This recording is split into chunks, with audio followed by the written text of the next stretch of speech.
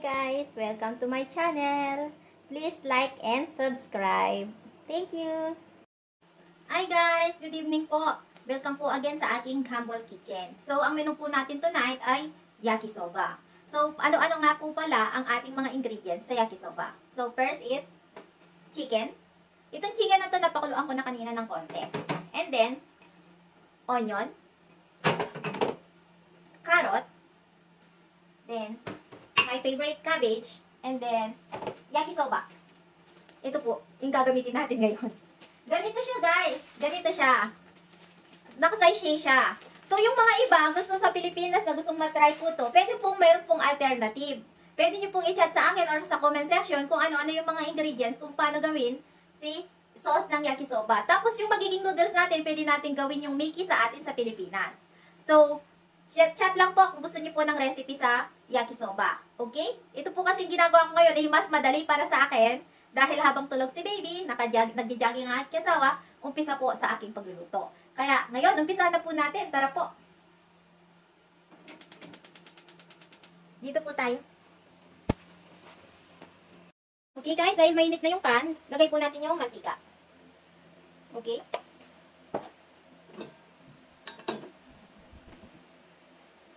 Yung chicken meat. Okay.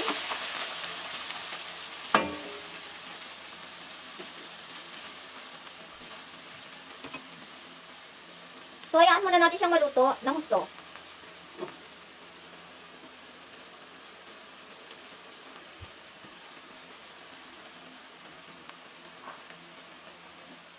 Okay, takpan po natin.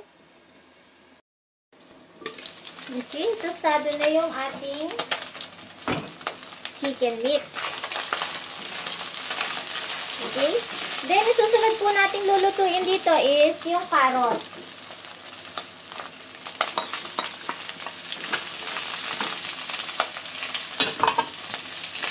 So, lepos-lepos lang. Halo-halo lang ulit tayo.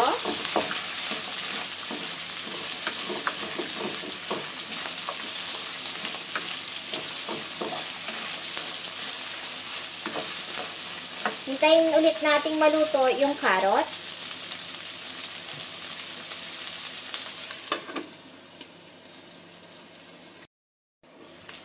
Okay guys, ayan. Haluin ulit natin ng konti dahil hot cook na yung carrot. I-mix po natin yung onion. Then, halo-halo lang po ulit natin.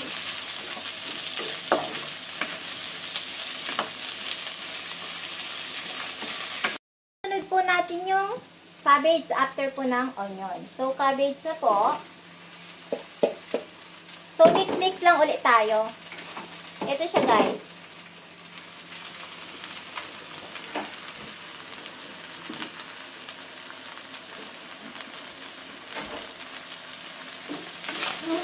Fiery na sa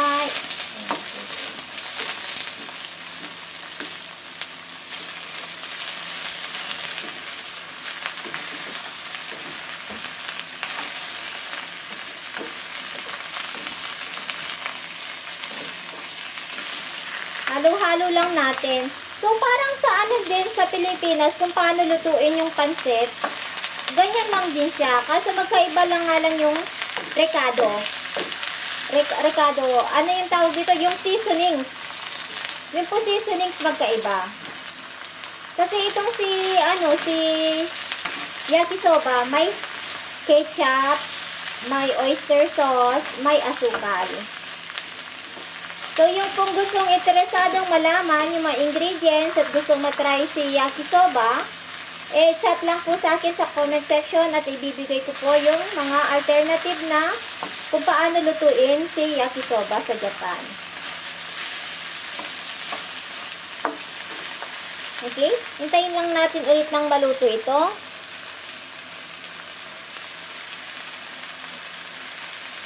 Takpan ulit.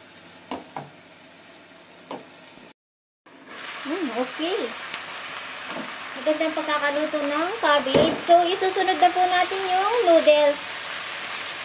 ng yakisoba. Okay?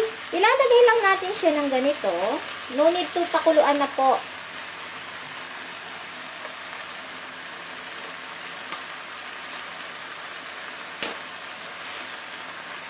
Parang kamukha niya yung Mickey sa Pilipinas, di ba? Parang Mickey siya. Okay? So, gagawin lang natin is mix it together po.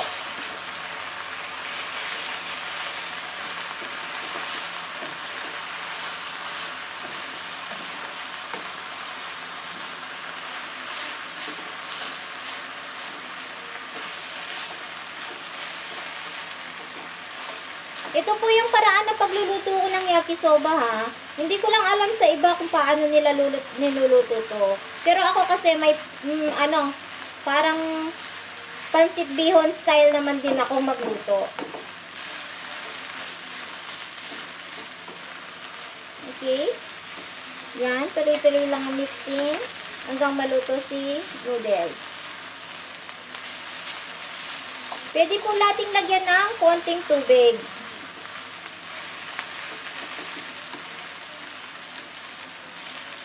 Okay.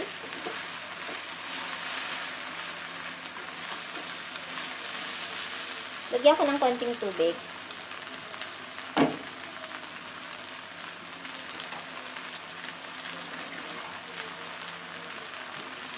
Konti lang, ha. Huwag masyadong madaming tubig. Okay. Then, mix lang natin ulit.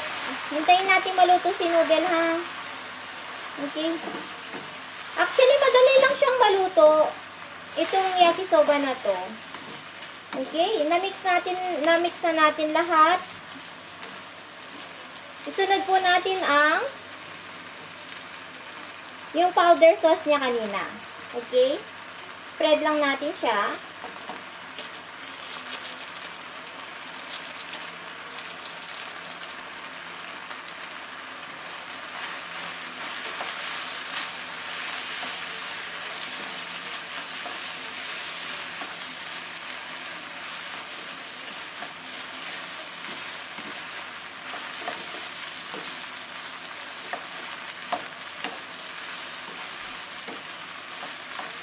Okay.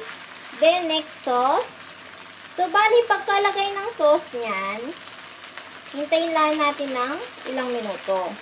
So, lagay lang natin ulit lahat. At na. Then, mix together lang.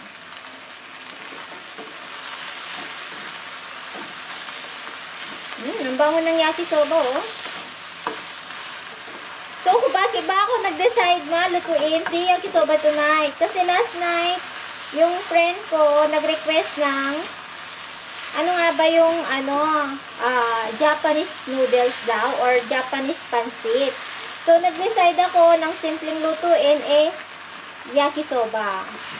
I think itong yakisoba na to swak sa panlasa ng Pinoy kasi sa akin nag-click talaga to sa taste buds ko. Na gustong-gusto, alam ko yung paborito kong noodles talaga dito sa Japan, yakisoba. So, I think talaga sa mga Pinoy, mahilig din mag-yakisoba yung iba dito. Magugustuhan ng mga chikiting to kasi manamis-namis ang lasa. Tapos, aside from that one, manamis-namis na malinamnam din siya. So, hindi ako gumagamit ng pork sa pagluto ng yakisoba. So, si yakisoba kasi, masarap siya at malinamnam, nagbe-blend ng gusto sa chicken meat. Parang pansit lang sa atin. Di ba yung pansit, kalimitan nating inahalo is chicken.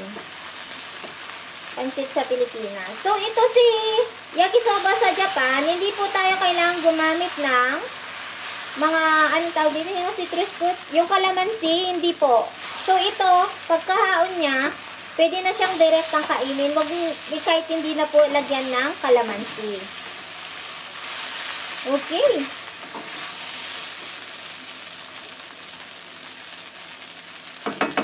Let's put na.